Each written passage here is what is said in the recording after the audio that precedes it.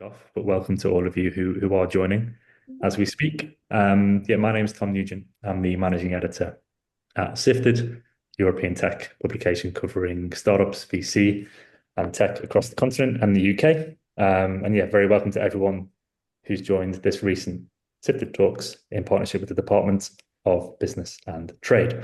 But we're going to be talking about all things UK tech, what's driving investment, where investment is going, what's driving confidence, and I'm delighted to be joined to do just that by Ceri Morgan CBE, Majesty's Trade Commissioner for Europe at the Department of Business and Trade, Kanishka Narayan, Minister for AI and Online Safety at the Department for Science, Innovation and Technology, Daniel Kim, the CFO of Synthesia, Javier Nunez-Vicandi, a principal at Sofinnova Partners.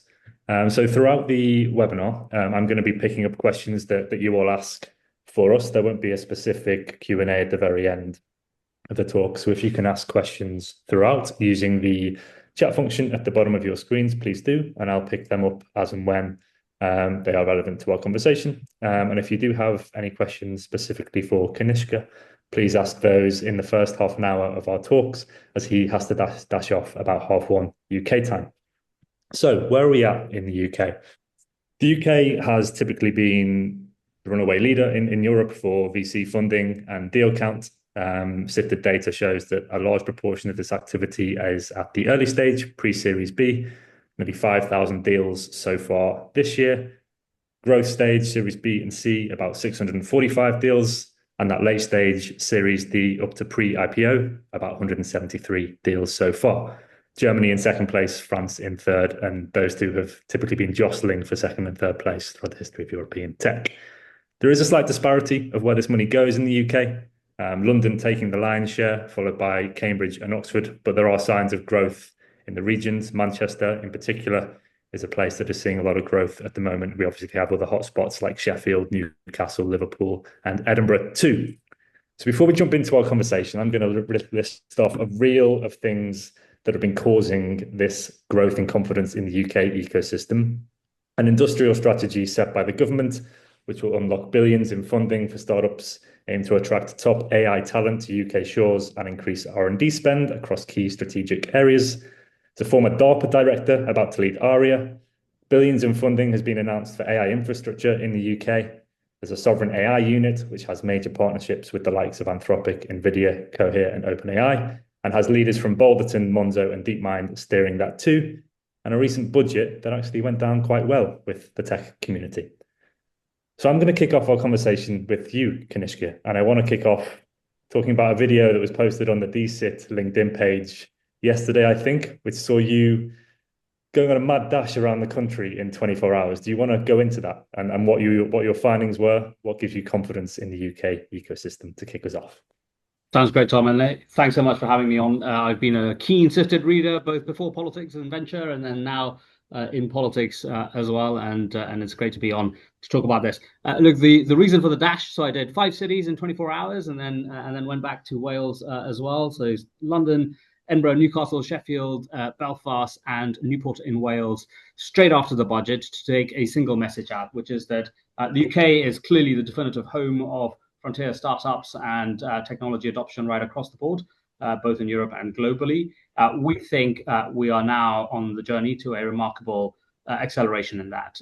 The budget, as you said, announced a bunch of things on capital. We already have a great venture ecosystem. We're now firing that up with even more deployment from the British Business Bank and from our pension funds. The second ingredient that's critical for AI, compute. We've announced 3 AI growth zones in just the last 3 months, tens of billions in each of those cases, firing up the fundamental input into modern AI, that is compute. And I was delighted the last 2 were in North and South Wales as well. The third aspect, which is community. I feel strongly that Britain not just has amazing talent today, but as a result of still being open and outward looking and a focused country when it comes to high potential and global talent visas, we are truly open to the very best in the world coming and building great businesses here. And then finally, the most fundamental thing, which is that capital is important, compute is important, community is important, but I feel very strongly that in the US, the kind of reality is often good. The narrative is so much higher than the reality, it pulls it up. Often in Europe, I feel like we need to do a better job of getting the reality ahead of the narrative ahead of the reality. And so the final ingredient is confidence. And I think what we now have is effectively a moment where we've thrown the policy kitchen sink at driving conviction and confidence right across the ecosystem. I feel that palpably in Newcastle with adoption of AI in financial services, in Sheffield in advanced manufacturing, in Belfast in cyber, and clearly here in London as well. And so capital, compute, community, and at the heart of it, as a result of those, a deep sense of confidence in the ecosystem. So that confidence is obviously present with you. That confidence is seen by investors. On the founder side, what is your one big ask of UK founders to sort of help you meet that mission and yeah, to get their confidence up as well? Look, I think one of the things I've really tried to do is to be very hands-on in engaging with founders at every stage of their life cycle here in the UK, whether you're running a startup or a scale-up or late stage and public market companies as well. The ask is very clear. When you see us doing good things and partnering together with you, like, for example, introducing pretty much one of the world's best regimes from a tax incentive point of view for employees to own share options, hook it up, because, as I say, confidence is really fundamentally something that all of us build together. And the offer back, so that it's not a one-way street, is that I'm very keen on building an extremely open channel of engagement, being on panels here, coming back so that I can be grilled for the things that I promised and delivered or not delivered as well. And I hope that between those two things, we can end up with a context where we're driving the same direction. If I'm a UK AI founder and I'm seeing all of these announcements, when can I actually expect to feel the impact of those? Yeah, well, some of that today. So look, there are three big things that we did in the run-up to the budget. One, a scale of investment in infrastructure that was historic. So we announced the largest infrastructure investment in Wales, in the history of Wales, which is an extreme expansion of Britain's compute trajectory.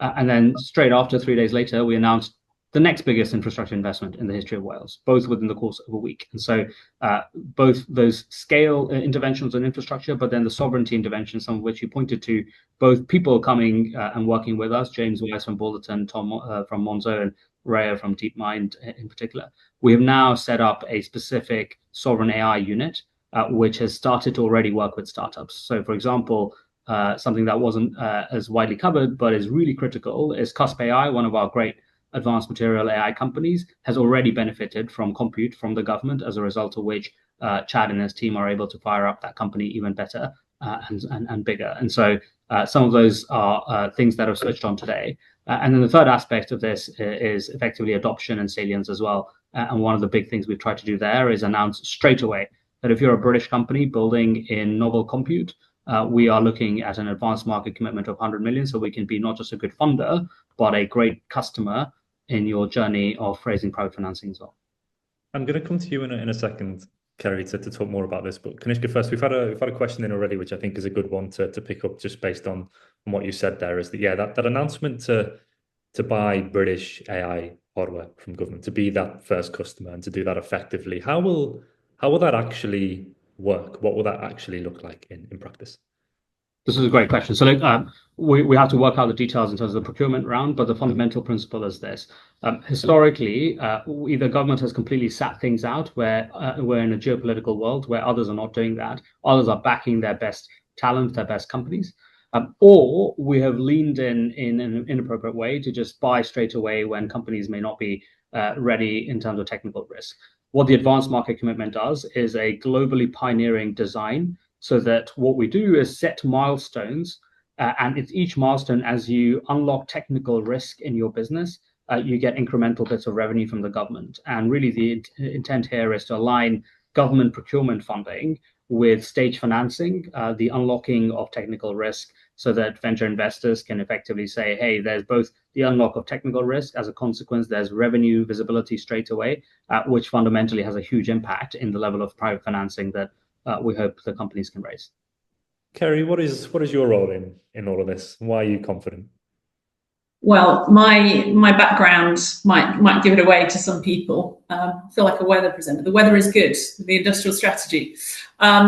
So you can access a lot of information about the UK's industrial strategy online, and people can take a look at this. And it's been we've been very open about it. We have published a recent update to show that it's not just talk, it is action. Here are the things that we're doing in the UK And my role is to, it's one of my jobs as Majesty's Trade Commissioner for Europe, to really make those links for our partners across Europe, investors, and scale-ups and others who, startups who wish to come to the UK, and those who might want to scale up in the UK, to see the opportunity, to see how the system across the industrial strategy, across local authorities and right at government level, and with partnering with other businesses and academic institutions, is coming together through this. So often some of the things we hear is how the system doesn't join up or so on. And part of our role is to make clear what we're doing, how we're making it join up,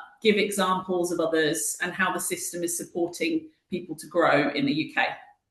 Similarly to what I asked Kanishka, is what is your ask of UK founders to do their part to help the system join up and to obviously make the industrial strategy a success?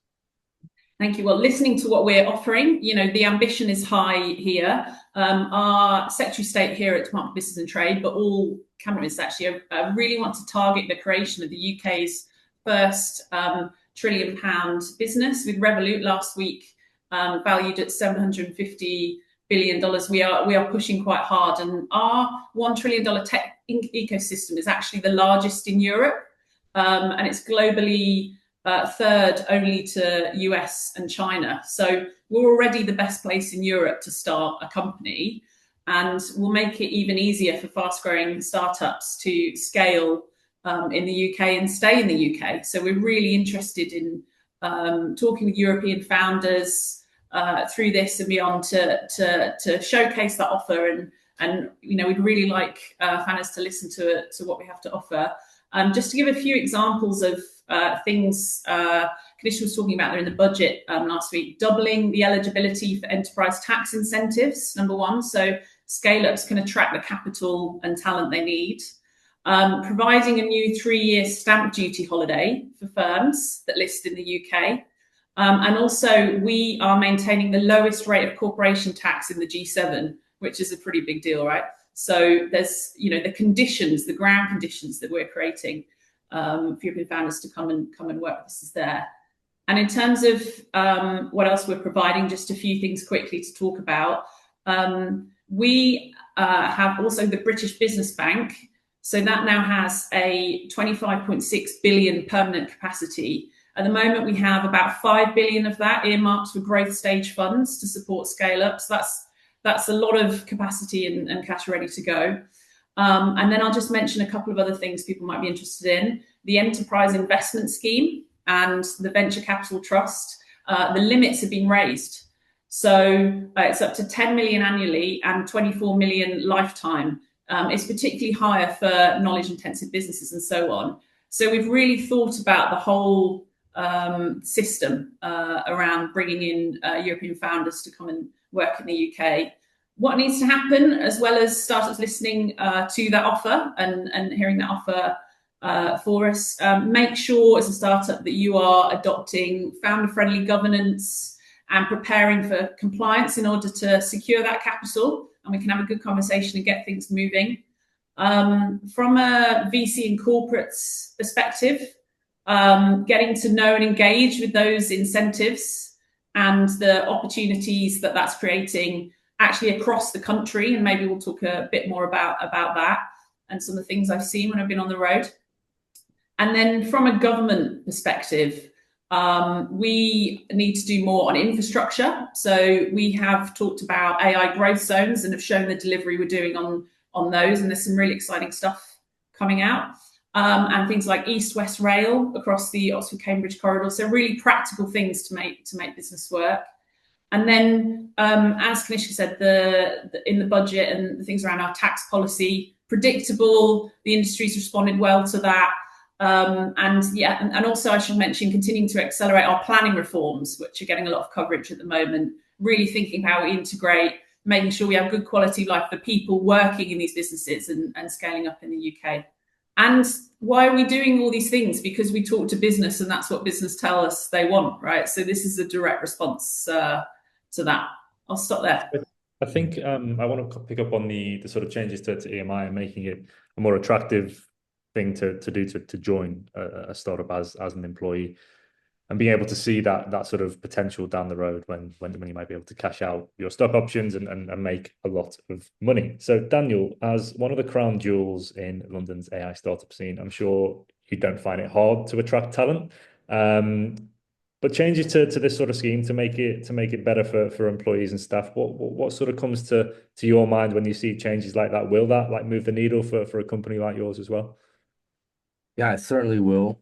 I think, you got to take a long-term approach to this. Just 5, 10 years ago, we wouldn't be here where we are today. And so when you think about from a scaling CFO, compared to where we were 5, 10 years ago, we've come a long way. You can do the whole journey today, right? You can go from seed to growth rounds to global partnerships, and you can potentially go for an exit or an IPO from a UK base. And I think as more and more companies go through that flywheel, you start to create this ecosystem of past operators becoming angel investors, becoming venture capitalists, and then pulling capital back into the ecosystem. So you're starting to see that. And the other thing that's really helpful is as you have these successful companies kind of going through the scale, then you start to have talent density, especially in London, where you could hire people who've actually scaled or B2B or B2C tech firms from tens of hundreds of millions of revenue. And that's still relatively rare in most European cities. The other thing about London is there's a real, I would argue that there's a higher employee retention compared to, say, Silicon Valley, where there's lots more options. Companies are throwing money at talent, whereas London is a bit more subdued, but therefore it's great for a startup or a scale-up because you still need that continuity during the hardest part of a company's journey. The other thing is like, because you are a 5-hour time zone difference with the East Coast of the United States, communication between the East Coast and the United States is also encouraged from the London base. So what we found is talent attracting talent has been significantly easier, but there's also just a lot of talent within the US, within the UK. We've also had a question coming on talent, which is around sort of like, talent gaps in UK AI, particularly for sort of commercial and go-to-market functions. Do you see a gap there? Is that something that you've struggled to hire, or what's kind of going on there? Yeah, so it depends on kind of how what the question was coming from is when you say UK AI talent, is it really from a selling an AI product perspective? So I just want to kind of clarify that. But if I think about sort of selling an AI product to an enterprise, it just comes down to sort of scale where they understand the sort of the AI native or deeply technical products and having the experience being able to sell that into large enterprises and navigating sort of the multi-stakeholder, multi-country deals. That's you have the experience by having sold into those larger companies before. And so there's probably a lot of bullet points underneath that. So I can think about like RevOps, for instance, from a planning perspective. There's certainly a shortage of talent compared to, say, the US. From people who have had that experience of seeing as large things at scale. The other thing is when you think about selling an AI, you have to be able to think differently. You have able to sort of modify your organization to be AI literate in terms of customer success, or how you think about partnerships and building ecosystems, and all this stuff. All these disciplines are relatively new, and so I think UK is catching up. It just requires time. And if I think about the progress, right? Think about this from a long-term perspective. We made tremendous amount of progress in the last 5, 10 years. Kanishka, it must be music to your ears to hear a CFO of a company like Synthesia saying you can build from the UK. And I guess my question to you is twofold. One is, I imagine that is a key sort of focus for you is more companies like them starting and growing and scaling from UK shores. And then secondly, on the talent question too, let me know your thoughts. Like, what did you see when you were traveling around the country, talking to founders in different regions too on that. Yeah, this is really great, and it's so great to hear the Synthesia experience as one of our standout companies in the UK. Look, talent I think about in two ways. One is the talent to actually build AI companies, and also from a commercial and go-to-market point of view. The other is also talent on the demand side, right? Like folks in enterprises who can be innovative, move fast, adopt new technologies when they're coming in. When Synthesia knocks on your door and you're a FTSE 250 company, the talent sitting in that FTSE 250 company, which agitates for faster adoption of modern technology. So companies like Synthesia have a shot at an accelerated sales cycle. That's the kind of thing that you see in the Valley really turbocharge the growth of companies as well. And so I think we've made great progress on talent within the AI ecosystem.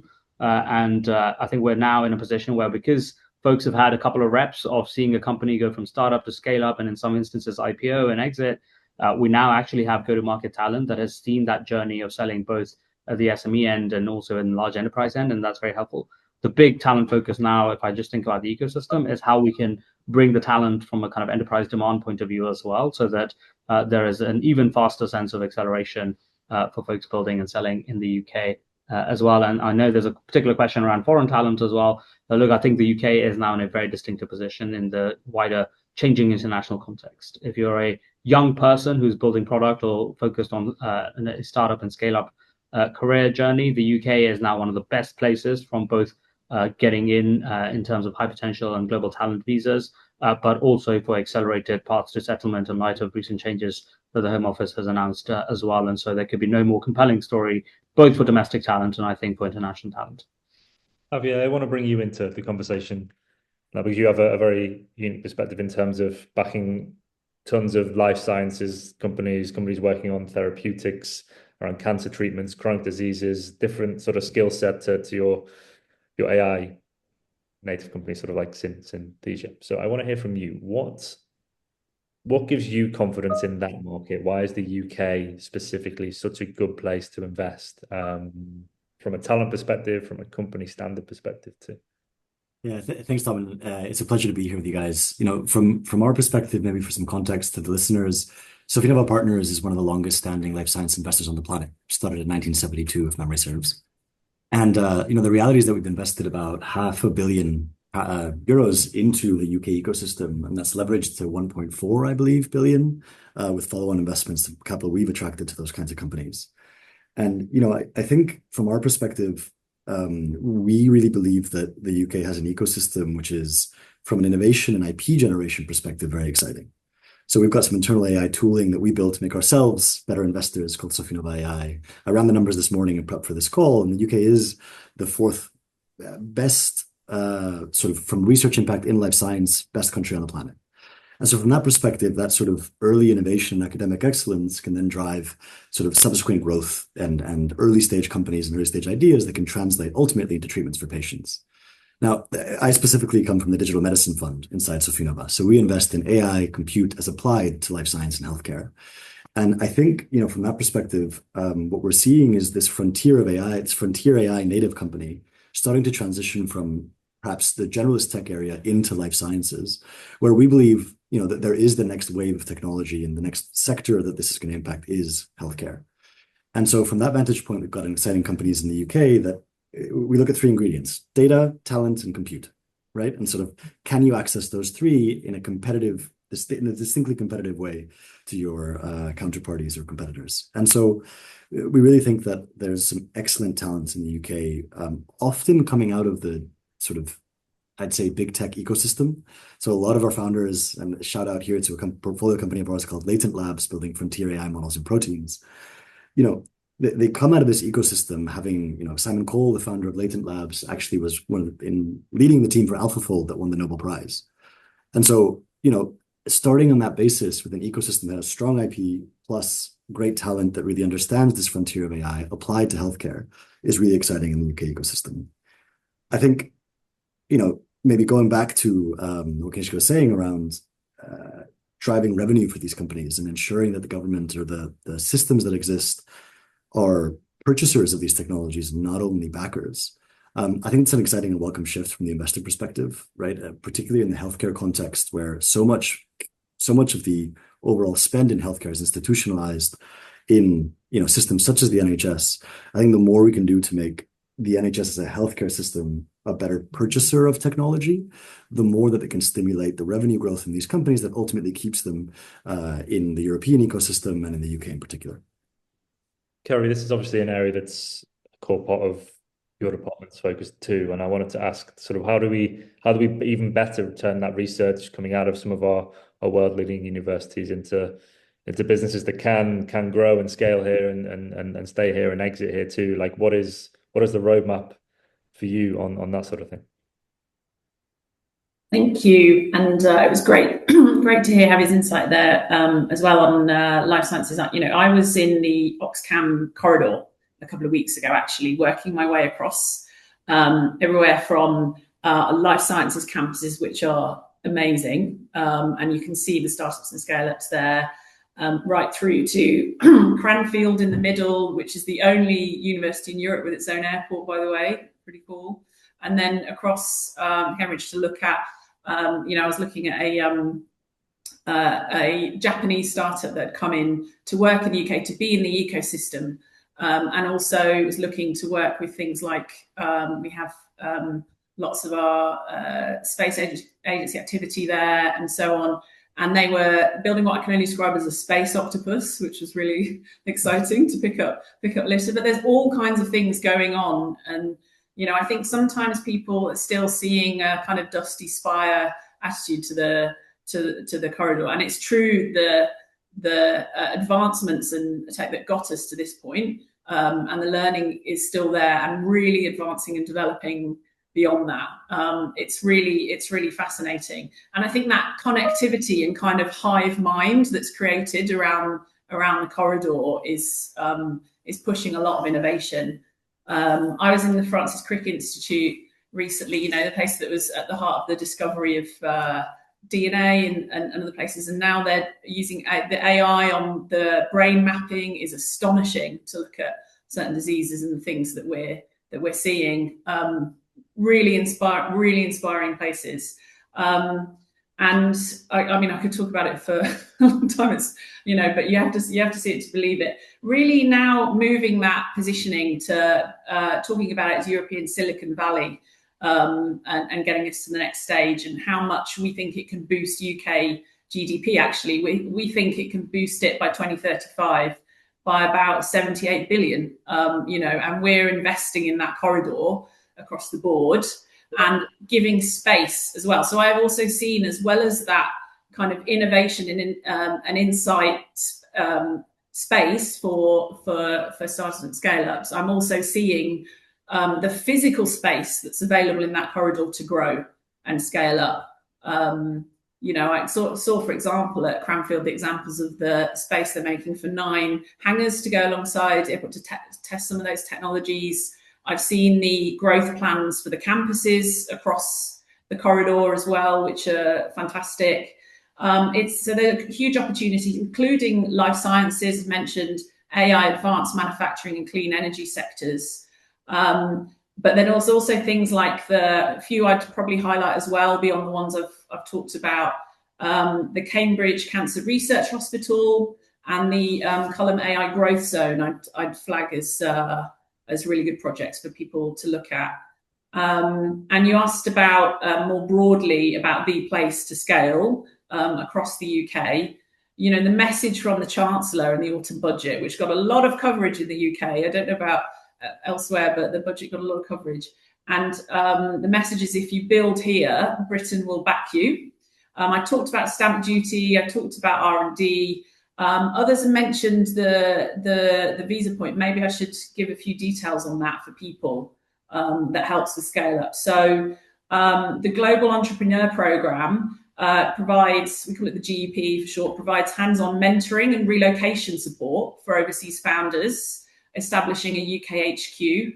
We've already supported over 1,200 founders, and that has led to over 10,000 high-value jobs already. And so there's more room to go, but we've got a really good start on it. The specific visas worth looking at. So just to mention the Innovative Founder Visa for entrepreneurs with scalable businesses, with ideas endorsed by approved bodies. So that gives you a 3-year stay and a pathway to settlement as well. So these are really practical routes that people may not have seen that are available yet. Plenty more on talent attraction, but I'll come back maybe. Thanks. Yeah, I want to jump in very quickly because I'm conscious that Kanishka has to head off in a second. Before you do, what is your one big thing that you want to get done from your wish list for 2026 when it comes to the UK tech ecosystem? Okay, Tom, I'm going to cheat. I'm going to give you two. So I've got two things here. One, I've heard here today, and I've heard across the board from founders, from investors, from folks in the ecosystem, that government's role as a customer can be a huge driver of progress here. We've just started to take a bite at it. We announced this 100 million advanced market commitment.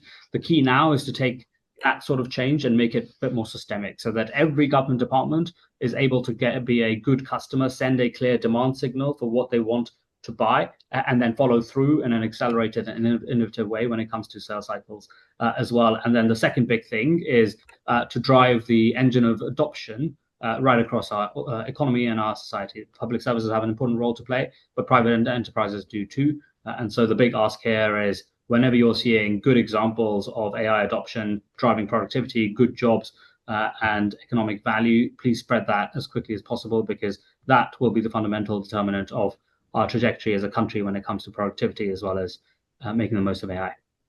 Amazing. Kanishka, thank you so much for your time. I appreciate you. You have to dash. Thanks so much. Thanks all. Daniel, I want to come to you to pick up on something that Ceri was talking about around the sort of creation of a European Silicon Valley in this area around sort of Oxford, Cambridge, London. And you obviously have quite deep experience in both ecosystems. Where does it make sense to copy what's been done in Silicon Valley, and where does it not? Where does it make sense to carve our own path, do you think? Yeah. How much time do we have? I'll summarize it by, I think there are things to certainly to take, and there are certainly things that I think is unique to the UK. I'll start sort of with the obvious ones. Ambition and speed are the big ones.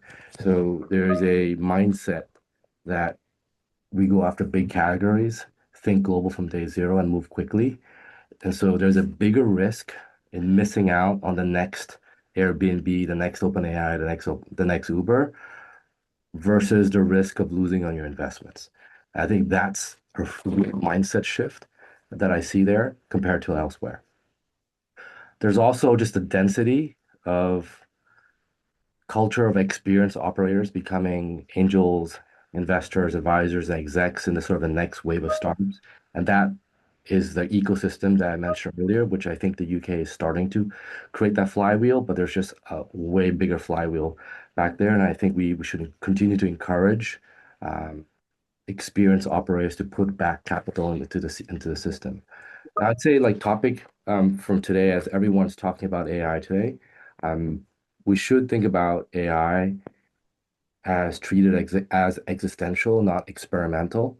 The UK, but also the EU as well, need to sort of adopt this ambition without replicating maybe the excesses of growth at all costs that potentially you're seeing on the other side of the pond. So those are kind of I would say the three main things. The certain things that we want to remain unique within the EU is just sort of fiscal discipline, if you will. Just like burn cash now, figure out a business model later approach sometimes does work, and that goes along with taking risks. But I think our advantage here is that our capital goes a little bit a longer way. That capital efficiency and like earlier focus on unit economics, I think is good. Discipline is a good thing. I also think London especially brings a diversity of backgrounds, industries, markets, talent pool, compared to say the Silicon Valley, where it can be quite insular. I think that diversity of thought, bringing people from different backgrounds, is what makes London and UK very unique. So I think, to summarize, I think we're not trying to be Valley light, so to speak, but I think the sweet spot is you have the Valley scale ambition and speed, plus sort of the UK discipline and governance. Javier, did I see you put your hand up briefly there? Yeah, it was maybe just to try and kind of Daniel, if I could clap for a statement, I think I would have clapped. I think the idea of AI being sort of incremental rather than existentially different to what we had before, I think is really important to internalize, particularly in the context of a historically more risk-averse Europe. Right. And so the reality of the platform shift that we're witnessing, and we see it from the vantage point of healthcare, is that cost collapse that is now possible in the delivery of goods and services. In our view, those services are drugs, devices, and healthcare services, but I think it applies more broadly, is a real transformation that I think we're in a unique moment in time to capture or be left behind by. And so I think, there's a message here also, like the moment is now.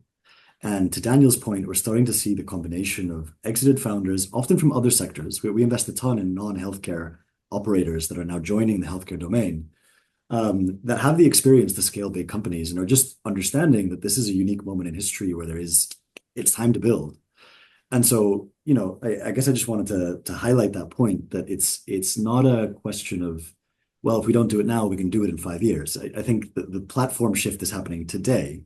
And so if there's any message to founders that are listening, firstly, come talk to Sofinnova if you're building in healthcare, but secondarily, like there is a moment now to really take advantage of this shift. And that moment will change dramatically in 2 years. And so, the government's initiatives are very welcome to try and drive that. And in particular, if I can highlight one point of something that we brought up earlier, with respects to making ESOP and employee stock option plans attractive, I think it's especially important in this domain where uniquely we're seeing large-scale competition from big tech. And the reality of that is that those big tech players effectively have infinite capital to incentivize great AI talent. And so the necessity to ensure that the founders that take the risk and that win ultimately have transformative financial outcomes by virtue of attractive ESOP plans is super important to allow a startup ecosystem to exist in the first place. Because without that, I think we're stuck in a position where the Googles, Amazons, and Microsofts of this world are going to hoover up talent by virtue of offering, price points that's just impossible to compete with on a startup level. Ceri, does that urgency resonate with you? And what are you like? What sort of things are you talking with to your European peers on the continent? What do you need to see more of from them? How are you aligning to help Europe win when? Javier obviously highlights there is intense competition from big tech and from the US as well.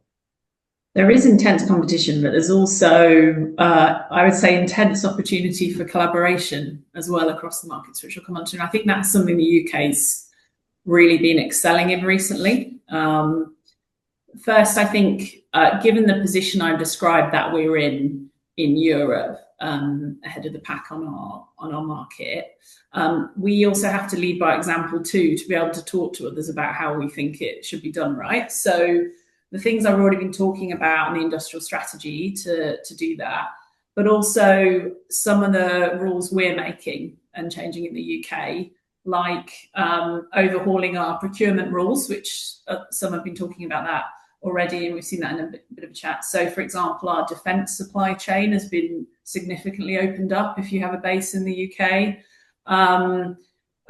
Things like the predictable tax policy I was talking about, but also our active trade diplomacy, and that's the connection to the markets I was going to talk about.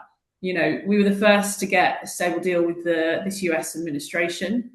At the same month, actually, we also announced the most comprehensive trade deal with India that they've ever done. That was in the same month. We were really busy. No one slept, but it was important. So we've done it. And then we've also launched this reset in relations between the UK and the EU earlier this year. So, this all helps both with the stable environment at home, but then creating the market opportunities, which will help people starting and scaling up in the UK.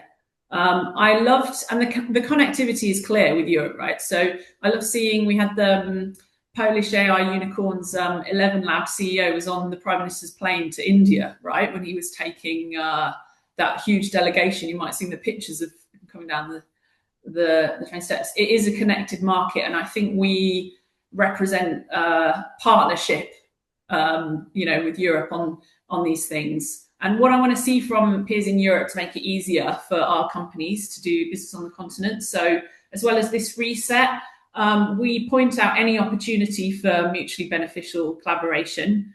Our engagements, I spend all my time in continental Europe pretty much, and I spend a lot of time talking both to countries, member states, and beyond the EU, other partners in the region that work with the EU. Spend a lot of time in the Western Balkans, where there's a lot of exciting stuff happening as well, the Nordics and so on, to make sure we're working in partnership, both directly with the EU and Brussels, but with each country also is incredibly important, and being in the right cities and ecosystems to talk about that, and make that cross-border business flow.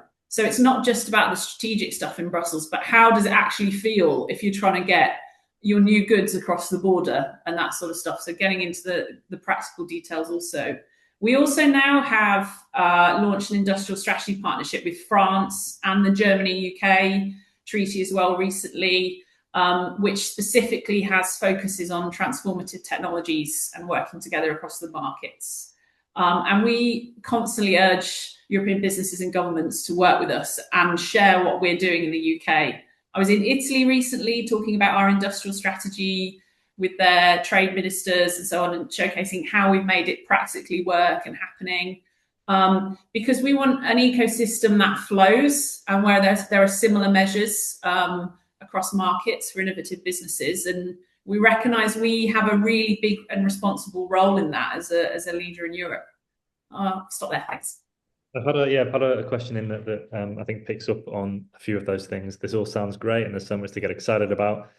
How do we get access to any of this as an early stage startup, Ceri? What is your advice on how startups can get in touch and start to benefit from some of these announcements?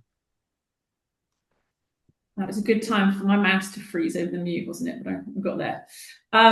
So our stuff in roll there in Europe as well, particularly the angle that I've been working on. We do have good local programs in each country targeting scale-ups and working with them to help understand the opportunities in the investment environment. So we're really keen to offer quite a big concierge service around that. And we also can run inbound missions to the UK and so on, and make introductions as well. So, for example, my team in Belgium recently ran a mission on data center opportunities in the UK. And my colleagues in Germany are just in the middle of their UK-Germany Tech Accelerator. So we can practically, in country, connect people, go through opportunities and bring that in. And we're very keen to do that. I mentioned a couple of the practical things around the visas that people can access to, and talk about that. And how open the things are about where the opportunities are targeting in the industrial strategy. There was also something else that just slipped my mind. We have a great digital tool that people might want to access as well. It's called Expand Your Business. So you put your company details in and you get a personalised online guide to setting up in the UK. So we can offer the face-to-face service, but we can also offer a digital service as well for you to take a look and for people to get started. Amazing. I want to come back to the customer point and pick up on a few points there and get the perspective of Daniel and Javier on this. Daniel, I'll come to you first in a second. But I think, it's obviously great that the government wants to be a first customer more than it has been. It's obviously a great benefit to startups at the early stage. I want to talk about corporate customers though, and their adoption of AI, something that we've heard recently. We had the CEO of H company from Paris at our Sifted summit recently, and he was talking about his days at Palantir when it would take 3 weeks to sign up a new customer in the US, but it would take months and months in Europe, and how important it is to actually speed up that process here if we are to crack that sort of AI adoption question. Daniel, you guys have obviously been successful at Synthesia selling into businesses and have seen a lot of adoption of your product. Like what friction is there still? What sort of pain points still need to be fixed there? Do you see it differently when you're selling to customers in Europe compared to the US? So in the EU, the AI Act could be perceived as a friction point. There's certainly a lot more questions and questionnaires that we would have to resolve. We would get our privacy councils involved and sort of educate AI and what AI is, because AI is sort of taken it as a very broad, generic term. There's AI foundation models, right? And then there's APIs within applications that feed into the foundation models to supercharge your applications. I think the vast majority of what we do is essentially the latter case, where we're selling an application that's supercharged by foundation models. And so it's a different type of risk profile, it's a different type of data, but we're lumped into the Mistrals and the OpenAIs of the world, right? Because we're just perceived as an AI company. So a little bit of education around that is always going to be part of the sales cycle. We expect it. And we certainly see more friction on the EU side than we see in the UK customers. But we also see also from the manufacturing companies in the US who are still working on on-prem software. And the concept of having cloud-based SaaS solutions with an AI backdrop requires a lot more scrutiny. So I would say, in summary, we still see the friction everywhere from an education and awareness perspective. It depends on the vertical and the type of industries that we're selling into. The size of the company absolutely matters as well. But we certainly see more in the EU than, say, in the UK. And when you talk about that sort of education piece, what advice would you have for other AI founders who are maybe coming across this problem? What are you guys like? How do you guys like actually approach that problem? Yeah, so it comes down to just having having a security awareness blanket. We try to create these playbooks, right? And these pocket sizes, things that the champion can go and sell it within their internal company. But what AI is and what AI is not, what we're going to do with it, what we're going to do with your data, and what we're not going to do. So it's not just some things that sort of the legal guys care about when they have no context of the economic or the business use cases, right? They're just going through their conveyor belt of all the contracts that we'll have to review. So we try to proactively arm the business owners and the champions to be able to sell that internally. And it just really honestly comes down to an awareness of like, what are we going to do with your data? And once people understand that, it seems to go pretty well. Javier, what are you seeing in the market that you guys invest in around this sort of thing? I think so we do life science and healthcare, as I mentioned, and the reality is that the adoption rate for this new wave of AI technology is significantly sort of faster than what we've seen in the historic precedent of healthcare, where tech first isn't necessarily where people's heads go when they see their sort of GP typing on a electronic healthcare record system, right? But I think that's changing very rapidly as the result of these technologies really addressing core pain points in what otherwise is a sort of supply-constrained market like healthcare. We invest a lot in technology that support pharma, drug development, device development, et cetera. And I think what we'd say is that, we're privileged to have a lot of these pharma companies as LPs of ours, so we have pretty close strategic ties with them. And what I'd say is that we've seen a maturation and a growing understanding of what these technologies can do for their business, to Daniel's point, over the last year and a half, where I won't name names, but I had someone on the pharma side say, hey, we're using an agent-to-agent protocol to try and interconnect our tooling with yours. And I thought that was a mature point from a tech standpoint that historically was less common. So I think there's progress in that capacity.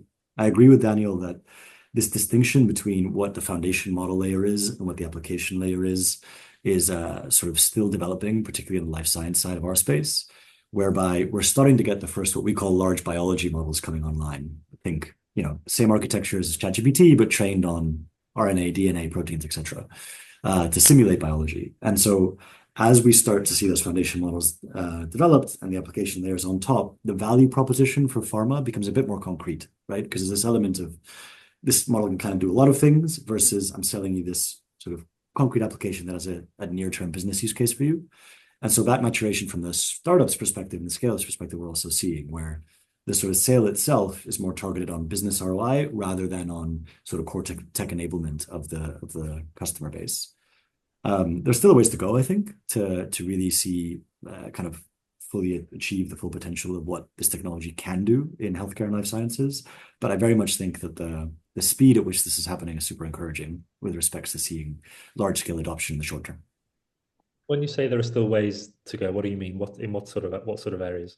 So I think to some extent, as I mentioned, like the generalist space has these large foundation models that have been built and are very well established, and then those large foundation models are sort of providing the fertile ground on which a bunch of new companies can build applications that are of variable complexity on the technical level and solve concrete use cases, leveraging the kind of platform technology that are foundation models. On the life sciences side, we're still in the position where those biology foundation models are sort of starting to accelerate rapidly. We've got several companies in the portfolio, like Latent, like Bioptimus, that are building in this space. So the progress is super exciting, but we're a click earlier with respects to having the large-scale OpenAI building or the Anthropic building that foundation model upon which you can build. And so as those companies start maturing and reaching hopefully the similar scales, then you can see that application they're developing on top to create the ecosystem which ultimately drives adoption. So I think, with that respect, the data points are all super encouraging that there is the same ecosystem, the same architecture of market will emerge here. But we're not quite at the stage where we're seeing, the 10 billion in revenue done by OpenAI or whatever the last figure was at the foundation model layer. But I think we're very much going in that direction. So exciting to see. As we move towards that stage, talking specifically about UK tech, what do you need to see from the likes of Ceri to actually unlock that potential from companies? It's a great question. I think the beauty of pharmaceutical or the pharma market is that there's actually quite a lot of ex-US large pharma, which is not always the case in other sectors, right? So both the continent and the UK have significant large players that are exciting to speak to. And I think, whatever minimizes the friction in sort of adoption of the technology, and by that I mean, and I think the UK has been actually thoughtful about the regulation that's put in place around these technologies to ensure that there isn't large regulatory friction would be an important component. And I think in the healthcare domain, what's sort of tricky to resolve is that these models are fundamentally probabilistic or stochastic in a way that historically AI wasn't.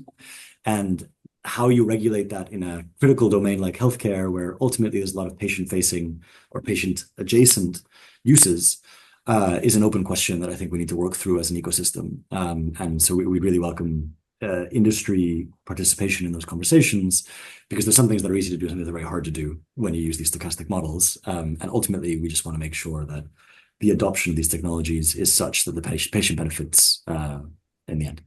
We've got about 8 minutes left. I know we've spoken quite a lot about early stage companies and the opportunities there. I want to spend the next sort of 8 minutes looking at a few things around sort of more mature scale up companies. I want to pull out a recent spin out report from Dealroom and a handful of other spin out investors, which just kind of highlights the strength of the UK market when it comes to translating academic research into companies.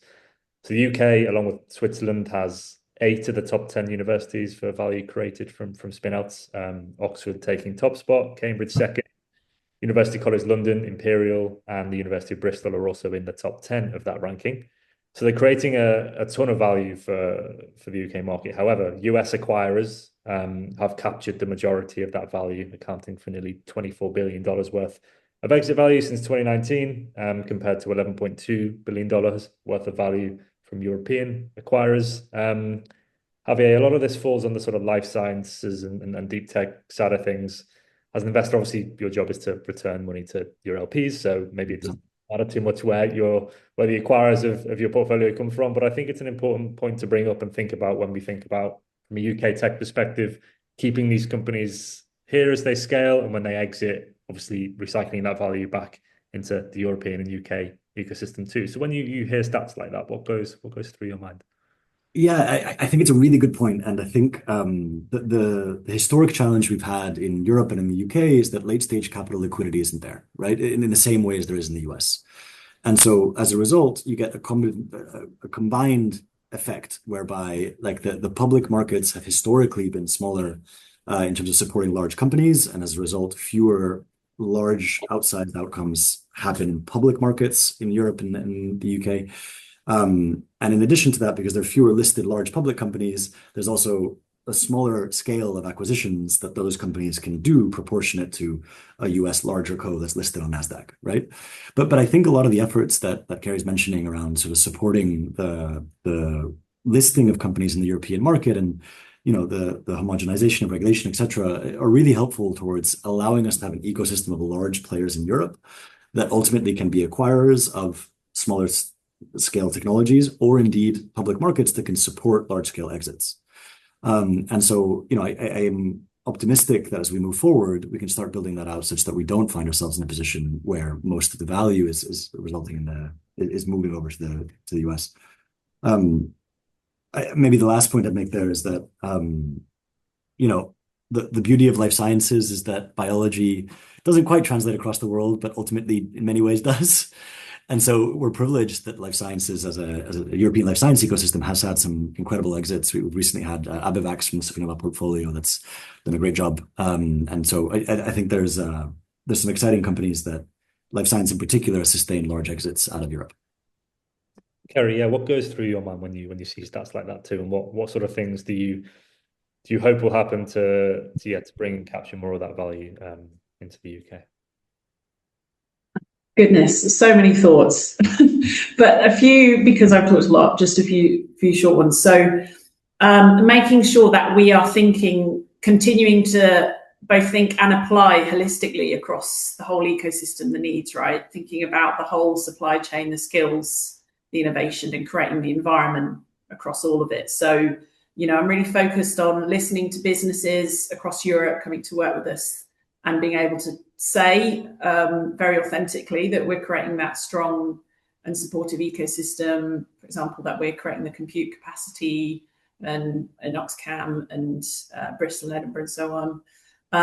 That we are making space for the innovation and R&D that you've heard me speak very passionately about here. I'll say the word space octopus again because I just love it. But then also that the talent and skills are there too, and that we are open for business. You see a lot of headlines on people coming in and out of countries at the moment, but I would say I hope we've shown practically that we have that space for the talent and skills to come in, and that we have global reach as a market as well, right? And I want us to continue to keep building that. And the way to do that is to keep working with our partners overseas and show that openness and show the gateway that we provide. And it ain't just about having the English language here, right? And have all that, but also the fact that we have deals in place politically and economically that create the space for people to expand from the UK. So that's what I'll really be focusing on and keeping an eye on. And in the meantime, keep providing that concierge service as well to people. So come and talk to us. Conscious we only have about 3 minutes left. I want to close out with a quick around the room. I asked Kanishka the same question. Daniel, I'll come to you first. What is the one big thing on your 2026 wish list? I would say for this audience, it'd be a clear, stable AI policy that encourages innovation while balancing trust and sort of avoiding the EU's overcorrection, and so that companies can be ensured to build and deploy quickly and have a roadmap of investment over the next 5-10 years. Javier, over to you. For me, it's the next large-scale AI frontier bio company to come out of the UK or indeed Europe, but to not come from the US as the only source of these companies. And Ceri? It's that we've got the smooth road to our first 1 trillion company. Amazing. And that just about wraps us up. Thank you to everyone who joined us, and in particular our panelists for their insights, and our partner, the Department of Business and Trade, for their support too. We will see you for the next Sifted Talks on December 15th, which is our year-in review for European tech. So please don't miss that. Sorry if we couldn't get to your question, but I thought there was a lot of really good questions asked, a lot of really good questions answered. Thanks again to everyone who joined. See you next time.